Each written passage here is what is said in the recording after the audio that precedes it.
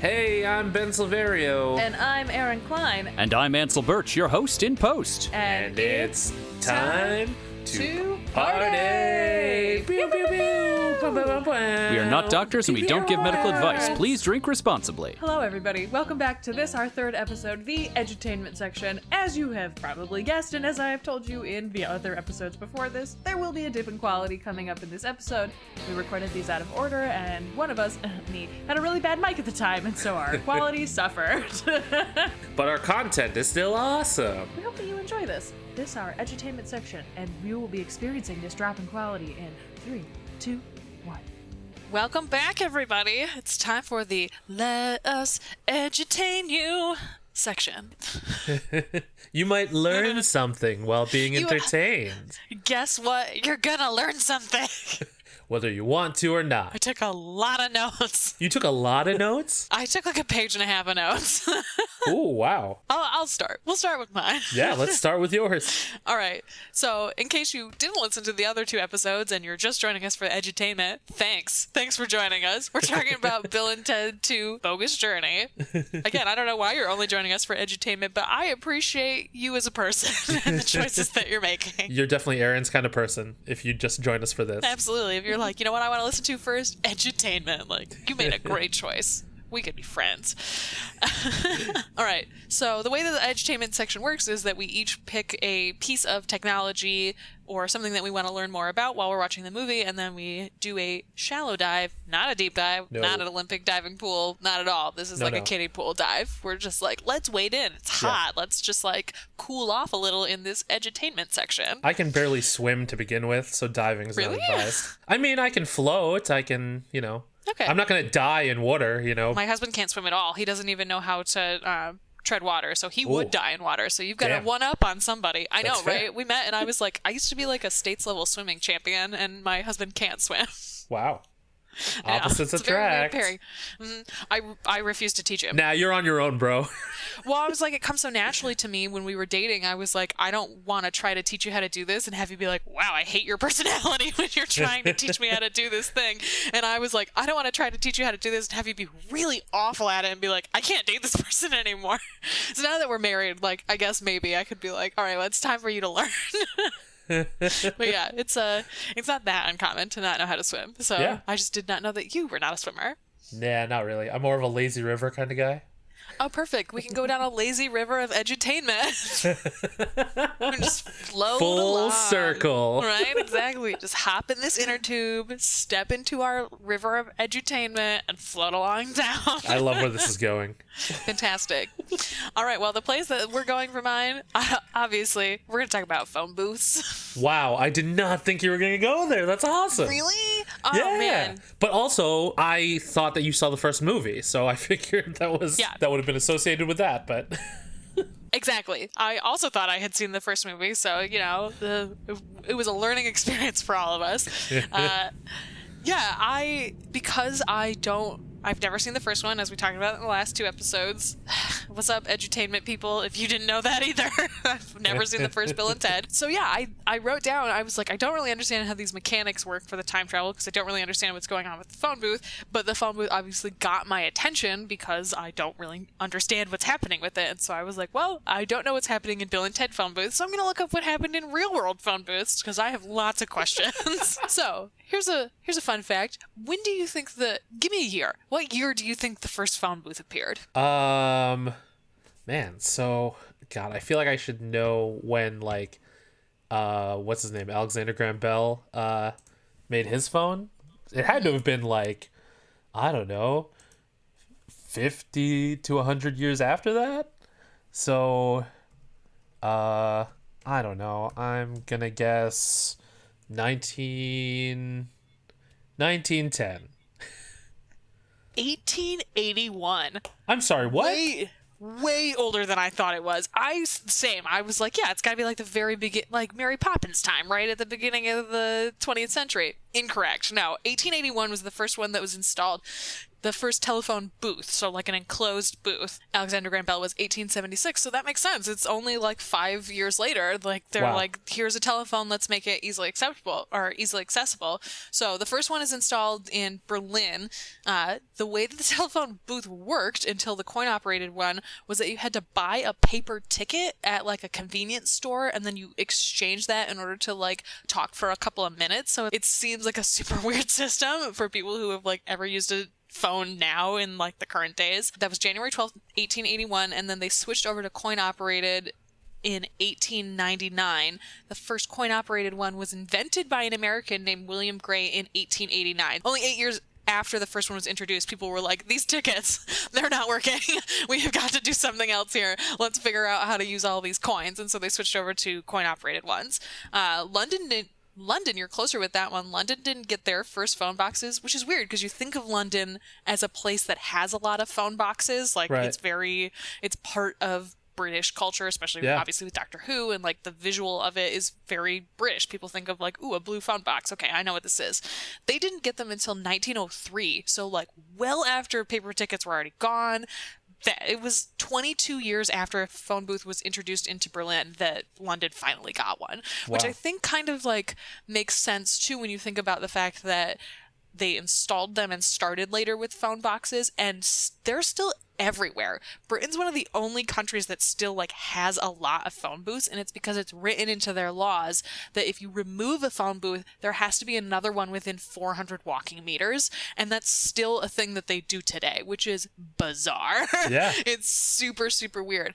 Other countries that still use and federally guarantee phone booths is Australia. Australia has a law with the national phone company Telstra, T-E-L-S-T-R-A, that they have to make them reasonably accessible to all people in Australia. So it's not even like legal citizens of Australia. It's if you're in Australia, you need to be able to reasonably access a payphone box anywhere that you go, basically. So I don't know exactly what the miles are, but like close enough to reasonably access. That's still a thing that happens in Australia today, which is crazy. Like, phone booths are not around in the United States anymore. No. It's not a thing that you see like ever. There's only 4 left in Manhattan, and all of those only make outgoing calls now. They can't even receive calls, and they're mostly set up so that they can be Wi-Fi hotspots, which is how most phone booths, that was like the way that they went, is that Verizon started creating a system where you could like hook into the phone booth to use like a computer, or you could use a Wi-Fi system,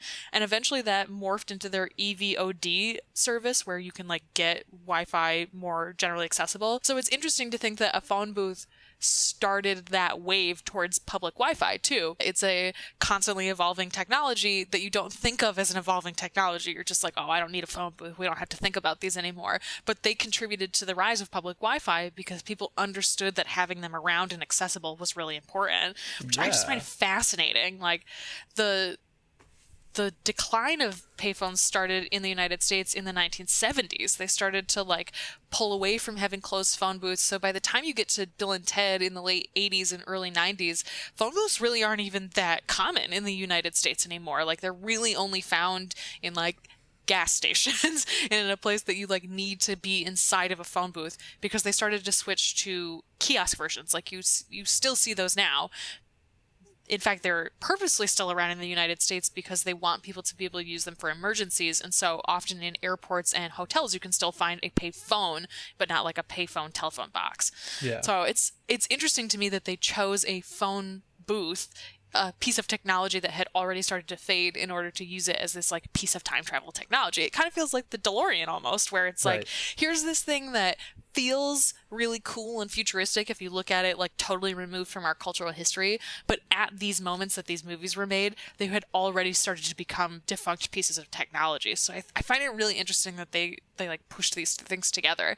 Also, I found this really interesting. One of the reasons the United States started to get rid of booths and started to go towards kiosks was because of access. Because like if you think about it, you can't really use a phone booth if you're in a wheelchair, or if you have like a big piece of equipment that you need to help you get around, or like if you can't get into the phone booth at all, like you can't reach it. Like I find it very interesting. Like the Americans with Disability Act changed a lot of our lives in ways that we just like take for granted and don't really think about today. Yeah. And I found it interesting that even just in this shallow dive, like here is a piece of our American life that was really impacted by this piece of legislation that was really necessary, clearly. Like if you were just like existing in the 70s and 80s as a person who was disabled and at a time where there were not cell phones and this was the only way you could get help or call people, it makes sense that we like moved in order to make our country more accessible. I thought that was pretty cool. I thought that was like super cool. In addition to like having cell phones be ubiquitous now, basically, I think it's also great that the ones that are around still are accessible to people, because that's what happens in poverty too. Other people who don't have cell phones, like you still need this kind of access too. And so they're around in the United States still to deal with that kind of stuff. I found it interesting that in Norway, they've mostly gotten rid of all of their phone booths except for 100, which are saved under cultural heritage laws. And so they'll always be around. Which is like a weird thing to think of as like a person who used phone booths and like as a kid still used a payphone every once in a while. Yeah. That it's now like a culturally protected thing. Like there's a law that they can't get rid of it because like here's this old, it's like Disney's house. Like you can't get rid of Disney's house because it's culturally protected, and like phone booths are in Norway. I just find that very interesting. That's my rundown on phone booths around the world from the last several centuries. But yeah, I was really surprised. I knew there was going to be a lot of interesting stuff about phone booths in particular, not just phones, but like I love that Bill and Ted use this, and that people who watch these movies today, like my youngest sister has never seen a phone booth in real life. She's only ever seen them in like movies and pieces of technology, or as like when you go to Disney, they have like fake ones. Right. But like they've never used a phone booth before, and so that you can like watch a movie like this and feel very connected to like what the fuck is that. And it is this experience, this like it's this opportunity to like learn more too. I think it's very interesting. It seems kind of to pull into the idea of Bill and Ted of like just accept it. Yep. Here's this thing, and like times have changed and things are different, but like here's this thing and we're making the best of it. So that's me. That's my lazy river of edutainment. Wow. This is more like an adventure river in that I kind of threw a lot of shit at you all at once, but you're welcome. It's interesting to me also that like before Bill and Ted introduced their phone booths in American culture were mostly seen as places where Superman can get changed. Yes. Mm-hmm. You know, like it wasn't even like thought of as like, oh right, I could use this to call someone. It's just like, oh cool, this is a place where Superman can use it, or sometimes people use it to go to the bathroom when they're drunk. But yeah. I found it interesting, like the reason that they have clear panels is because they wanted, it's not to like keep people from doing stuff like that. It was literally just a visual to let someone know that they're busy, which like makes a lot of sense, but like in our current time it's like, oh duh, that's such an easy answer for why they do those things. The technology that I was focusing on was robots, because watching Station build the good Bill and Ted's was really interesting to see all the different pieces of technology that they use to bring the good Bill and Ted to life. So I just did like a quick search to see if there was anything interesting going on in robotics right now. And I found this article about Toyota using different prototypes for household usage for robots, you know. And in Japan, the houses are a lot smaller, you know, like the apartments are very compact. They have a lot of things that like pop out of stuff or pull out of stuff to make things more convenient, right? So to have like a robot vacuum or, you know, some other kind of robotic apparatus wouldn't be practical. So they're messing around with this technology that puts robots on the roof of the apartment, and it like glides along like the top so that it clears out the bottom. So like in the kitchen, like there's like a robotic arm that can come down and like do the dishes or some shit, you know. Oh, like I hate that. What kind of hellscape nightmare is that shit? I'm thinking of like the Jetsons, like crazy shit, just like robots everywhere doing stuff. But like they're playing with this idea of using the ceiling. I mean, I guess it totally makes sense. Like, where the fuck else are you going to put stuff? It makes sense that you have this, like, basically blank canvas above you if you're not already hanging stuff from it. Oh, man. It kind of reminds me of, the Blade Runner, the second one, the one with Ryan Gosling, he has that like thing that floats up at the top that also is his girlfriend. Unclear. He falls in love with this AI, I guess. Spoiler if you've never seen the second Blade Runner, I guess. I think that becomes very clear early in the movie. But yeah, that like idea of this thing that like hovers above you. There's kind of that similar thing. It's different but similar. In the second Back to the Future, they had like the fruit tray that comes down that like exists up on the ceiling as well. Yeah, I guess that is like a thing that occurs in Future Think. Like, where the fuck else are you gonna put stuff? Yeah, just the idea of like, I'm just picturing like a claw robot arm, like a claw machine, like the game coming down. I have been chosen, the claw. Right, like coming down towards you. It's like, leave me alone. I'm not done with this class yet. When I was reading this article, it seemed like the evolution from Tony Stark's like robotic arm that had like wheels that would like follow him around, and he calls it dummy, you know, like help him in the workshop, you know, like, so instead of having like the robotic arm on his workstation or mobile on the floor, having it on the ceiling seemed like a good evolution of that. But also I have like nightmares of that robot arm coming down and choking me while I'm trying to do the dishes. So, you know, it's cool. Dude, totally. But scary. It seems menacing. See, that's why we all need the arms on a backpack like Dr. Octopus, you know, just make them not evil, and they can help a lot. Come around to the front. Yeah. That's fine. We can't get like Doris from Meet the Robinsons either. No. That's No. not acceptable. Again, weird robotic arms that are like, ha, coming to get you. Oh, please don't. Please don't eat my brain. This ended up being more terrifying than I thought it would be to read this article about robots. You're welcome. Well, that was an enjoyable trip down the lazy river of edutainment. Yes. I hope that was entertaining and educational for you. I hope that tied into Bill and Ted's Bogus Journey in a way. Mm-hmm. But this is a lot of fun. It sure did. Robots, payphones, that's basically the whole movie. That's basically the whole movie. Also, I'm sure both robots and payphones are some people's personal hell, which then would literally be the whole movie. So there you go. Yeah, there you go. Covered it all.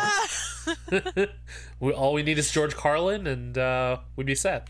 Thank you for joining us for that edutainment episode of Time to Party, the only show we know of asking the big questions about payphone booths and freaking out about the robot-filled future before us. I'm the producer, your host and post, Ansel Birch. We had a little extra time on this episode, so while we recorded the fresh beginnings and endings for this month's episodes, we also decided to give you a little behind-the-scenes info. When we started out this project more than a year ago now, there wasn't a pandemic on in the States that we knew of, so we thought we'd be recording in person. Over the course of the 10 episodes we recorded for Season 1, we did one test episode for Hot Tub Time Machine. We also tried to do a socially distanced recording where we were outside. That was Meet the Robinsons.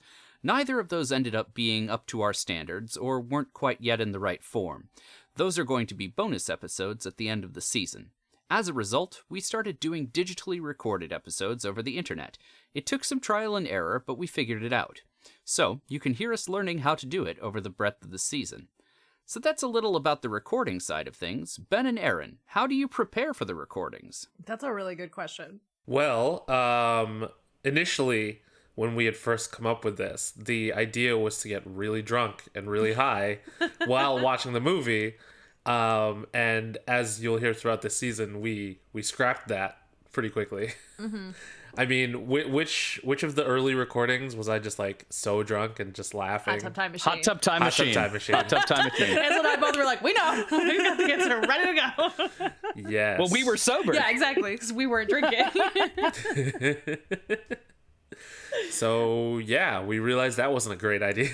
Yeah, it's part of the idea was for my other podcast, Not Your Demo, used to be like this, and X-Trex specifically too. We record in person because part of that show is about the experience of watching a show with your friends.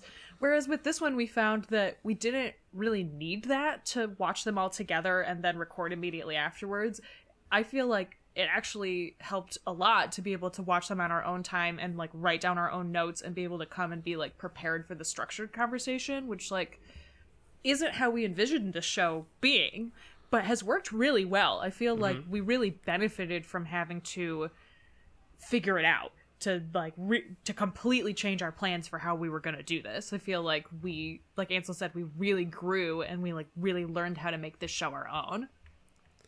Yeah. So once we made that switch, I just got a notebook. I also have a notebook. We both take physical notes. That's so funny. Most people take digital. I can't take digital notes. I will not pay attention to whatever I'm doing. It's really hard. It's hard enough to take physical notes. Yes. I use Google Keep on my phone. I'll say it. Well, you're fancy and you can have a screen. Right.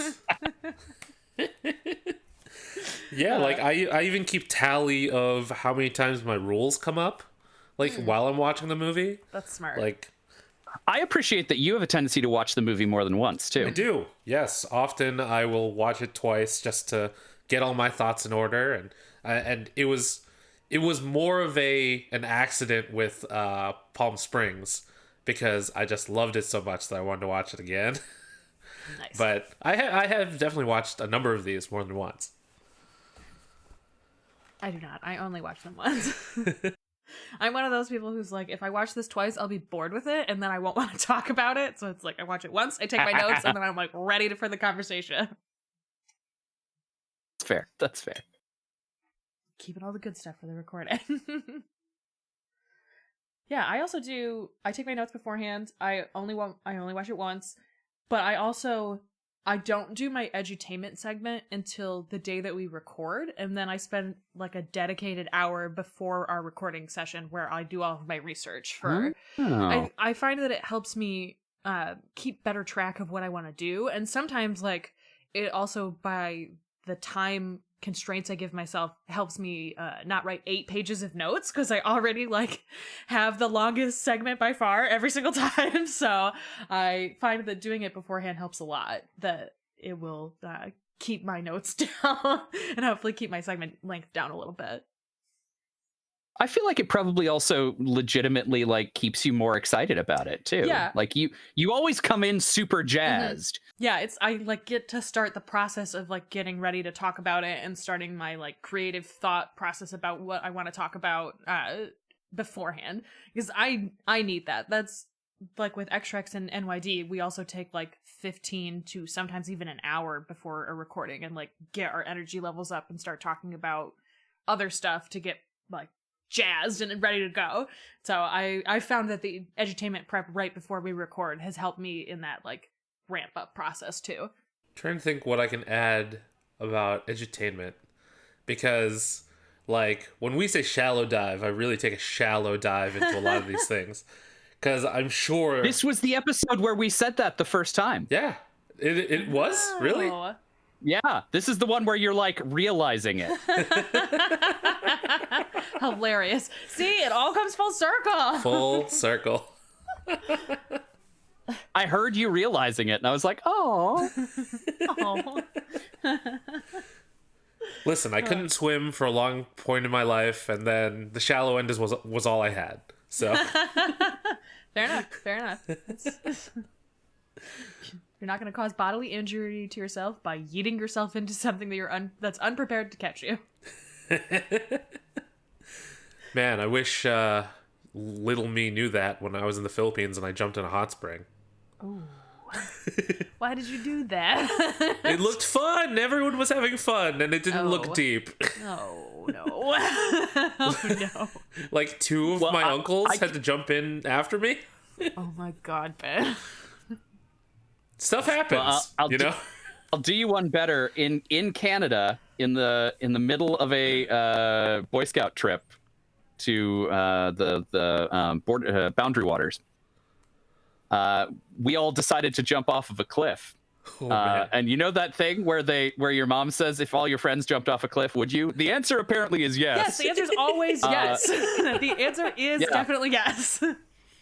And in my defense, my dad did it immediately before me. I would like to put that out there. But what I neglected to do was take my glasses off first. Oh, no. So I lost my glasses in Knife Lake 2 days into a 14-day trip. Oh, no. Oh, my God. Oh, man. It's not ideal. Have you ever since then traveled without some kind of backup eyewear? Do you travel with that? Constantly. Oh, really? I have learned nothing from this Oh experience. my god, I could never. I have lost one pair of glasses, and it was when I already had 15 other pairs, and I still am God. like, where is this pair of glasses? I have to find it. But I'm prepared when I travel. I'm like, I have to bring a pair of contacts and at least 2 backup glasses in case the absolute worst thing happens and I lose and break them. I don't even wear contacts anymore, and I bring them just in case something happens to You never know. all 4 of the glasses I brought. Wow, I should probably get another pair of glasses. You only have one? I'm just way more attentive to where I have put them. That is the thing I learned from it, was like, yes, I am aware of them being here, and I take them off. Oh, man. Mine are just like... But I always- also haven't jumped off of any cliffs since then, so, Fair enough. you know. That's fair enough. I've the- only jumped off of one cliff as well, and my dad's husband did it right before I did also, so... You guys are nuts! Jumping off cliffs? Oh my god, it was so much fun. To water, it was great. Oh yeah, it was super fun. I was a really strong swimmer. I like swam competitively for a long time, and so I wasn't worried at all. My sister Megan was like, fuck you, I'm not doing that. So she's the one among us who's like, yeah, deuces, I'm not jumping off that shit. I remember talking to Warwick about this when we were watching Forgetting Sarah Marshall. Like, I'm afraid that what happened to Jason Segel in that movie would be me. Like, I would jump and then I wouldn't make it far enough and I'd be stuck on the cliff and would have to push myself out. I mean, to be clear, it's not a good idea, but it is super fun. Yeah. Not great. But there was one instance where I thought it would have been, or well, later on in hindsight, it would have been nice to have a backup pair of glasses. I got punched in the face by my friend's drunk then boyfriend. Yeah, so I could have totally used another pair of glasses in that moment. But I still made it home with one, I think. No, wait, that was a different time. That was at Warped Tour when I had one of them missing. But yeah, getting punched in the face and having your glasses broken is a good excuse to carry back a pair. Yeah. Yeah. They're so cheap now. Like, you can get a pair of glasses online for like legit $7. They're so I mean, inexpensive. you can.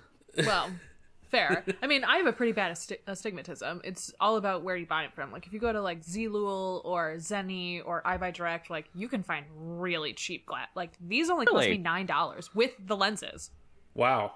Okay, I'll have to try again, because last time I went looking, like, it was, yeah, the frames were great, and if I had normalized, then yeah, you could absolutely get them for $10, because I have an astigmatism as well. Yeah.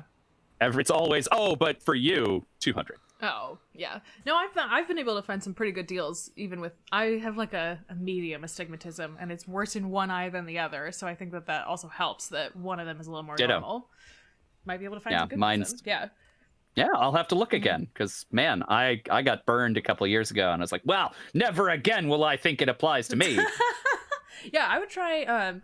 iBuyDirect, the frames are a little more sturdy, and so they're a little more expensive, but like my most expensive pair from that site was only like $36. They're still pretty cheap. And then with Totally Zany, worth they're it. more for like I'll buy those for like emergency backups. So like they're more plastic, they're a little bit more like malleable. They're not as great of quality, but the lenses are fucking amazing, and the lenses are cheaper on Zany than they are on iBuyDirect. So pick your poison, whichever you're more invested in, I guess. So. Hey, I mean, yeah, and at that point you can just buy 3 in case one of them, yeah. Yeah, exactly. In case you lose them after jumping off a cliff. Or get punched in the face.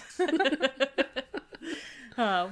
All right, we should wrap up this episode. We should. The third edutainment section. You can find us on the internet, everyone. I'm on Instagram at NYDurgency. On Instagram and Twitter, I am at bsilverio20. I'm at Indecisionist on Twitter and The Indecisionist on Instagram.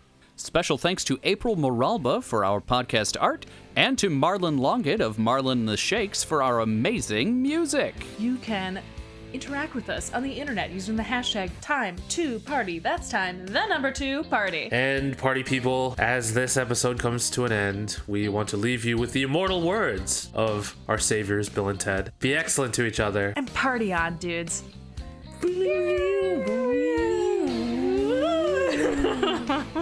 was Airmen. a whole symphony of air instruments all at once, just in case you were curious what that was. Bye. Bye. Bye.